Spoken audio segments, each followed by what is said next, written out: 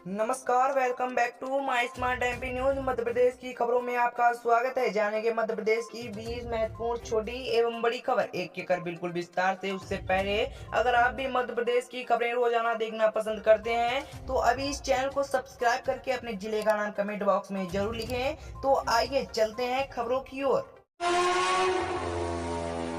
High court में निकली नई वैकेंसी, आप भी करें आवेदन। आपको बता दें, हाई कोर्ट जजमेंट लखनऊ के पदों पर निकली इस वैकेंसी में आवेदन फार्म 11 सितंबर से शुरू हो चुके हैं और आवेदन फार्म भरने की अंतिम तिथि 1 अक्टूबर 2024 रखी गई है। इच्छुक एवं योग्यता उम्मीदवार जल्द से जल्द अपना आवेदन फार्म भर सकते हैं। इसके अलावा जजमेंट लेखक के पदों पर निकली इस वैकेंसी में आवेदन फार्म भरने के लिए आवश्यक योग्यता, आयु सीमा, आवेदन शुल्क आदि महत्वपूर्ण जानकारी हम आपके लिए लेकर आए हैं। इस वैकेंसी में आवेदन करने वाले उम्मीदवारों के लिए आयु सीमा 21 से लेकर 30 वर्ष तक रखी गई है। आयु सीमा की गणना 1 अक्टूबर 2024 की आधार मानकर की जाएगी। आरक्षित वर्गों को सरकारी नियमानुसार छूट भी प्रदान की गई है। इसके अलावा आपको बता दें, इस वैकेंसी में आवेदन करने वाले उम्मीदवारों के लिए आवेदन शुल्क 1000 रुपये रखा गया है। अगर वह सामान्य, अन्य पिछड़ा वर्ग और आर्थिक रूप से कमजोर है तो आपको बता दें, अन्य सभी वर्ग के उम्मीदवारों के लिए इस वैकेंसी में आवेदन शुल्क 800 रुपये रखा गया और आवेदन शुल्क का भुगतान ऑनलाइन माध्यम से भी करना होगा। मान्यता प्राप्त विश्वविद्यालय से स्नातक पास उम्मीदवार इस वैकेंसी के लिए आवेदन कर सकते हैं। आवेदन करने के लिए उम्मीदवारों के पास स्टेनो कोर्स और कंप्यूटर कोर्स की सर्टिफिकेट होना आवश्यक है। इस वैकेंसी में आवेदन करने वाले उम्मीदवारों को सबसे पहले स्टेनो टेस्ट से गुजरना होगा, उसके पश्चात उन्हें कंप्यूटर टेस्ट देना होगा, ताकि पश्चात डॉक्यूमेंट वेरिफिकेशन के बाद फाइल मेरिट लिस्ट जारी की जाएगी। आवेदन प्रक्रिया के बारे में हम आपको बता दें कि इसमें ऑनलाइन माध्यम से आवेदन फार्म भरे जा रहे हैं। ऑनलाइन आवेदन करने से पहले आप अपने नोटिफिकेशन योग्यता को जरूर जांच लें। योग्यता चेक कर लेने के पश्चात आपको अप्लाई ऑनलाइन के ऑप्शन पर क्लिक करके आवेदन फार्म भरना होगा। आवेदन फार्म भरने के पश्चात फीस का भुगतान जरूर करें और फाइनल सबमिट करने प्रिंट आउट प्राप्त कर लें।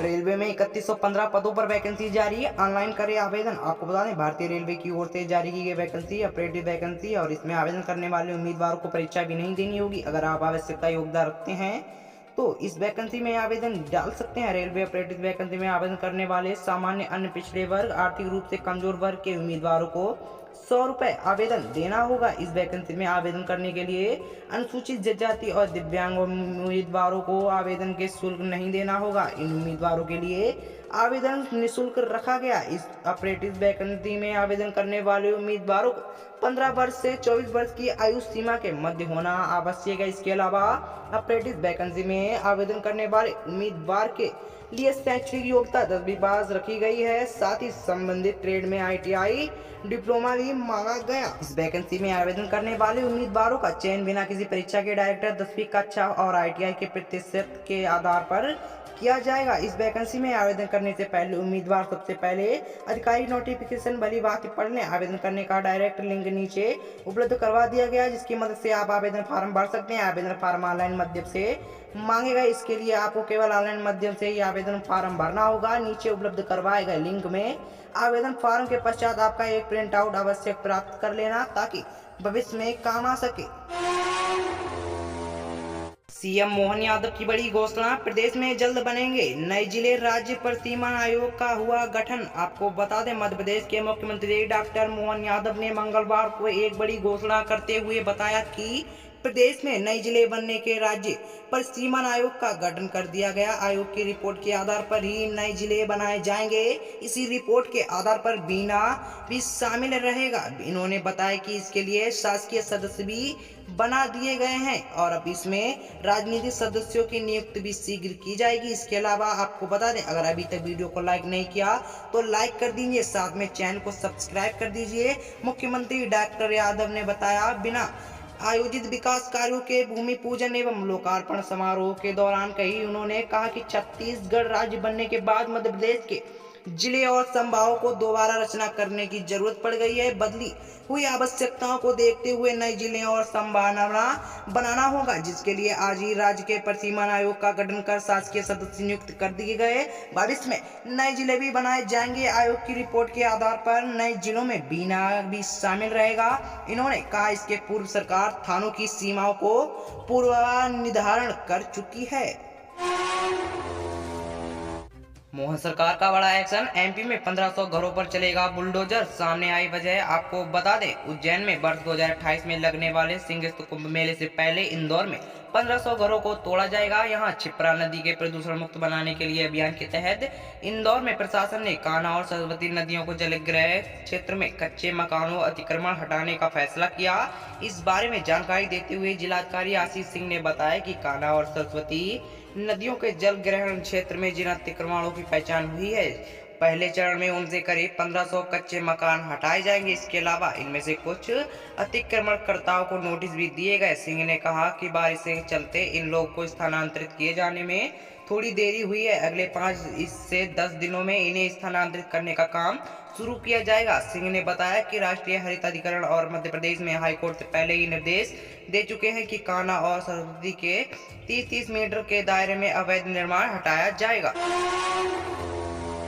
ग्रामीण चौकीदार के पदों पर निकली वैकेंसी, जल्दी करें आवेदन। एक दिन से आपको बता दें 10वीं पास युवाओं के लिए ग्रामीण चौकीदार के 300 पदों पर वैकेंसी निकली, जिसके लिए आवेदन फार्म भरने का एकमात्र दिन शेष रह गया। इसलिए आप जल्द से जल्द इस जानकारी को सुनकर फार्म भर दें। आपको बता दें ग्रामीण चौकीदार वैकेंसी में आवेदन करने वाले सामान्य पिछड़े वर्ग क्यों उम्मीदवारों को 200 शुल्क रखा गया, जबकि अनुसूचित जनजाति और आर्थिक रूप कमजोर वर्ग के उम्मीदवारों को 100 रुपए आवेदन शुल्क देना होगा। इस वैकेंसी में आवेदन करने वाले उम्मीदवारों की न्यूनतम आयु 18 वर्ष की गई, जबकि अधिकतम आयु 35 वर्ष तक रखी गई। आरक्षित वर्गों को सरकारी नियमानुसार छूट भी प्रदान की गई। ग्रामीण चौकीदार पदों के लिए आवेदन करने वाले उम्मीदवार के पास शैक्षणिक योग्यता 10वीं कक्षा पास होनी चाहिए और साइकिल चलाने का भी ज्ञान होना चाहिए और आवेदक उस बीट का होना चाहिए जिसमें यह वैकेंसी निकली है।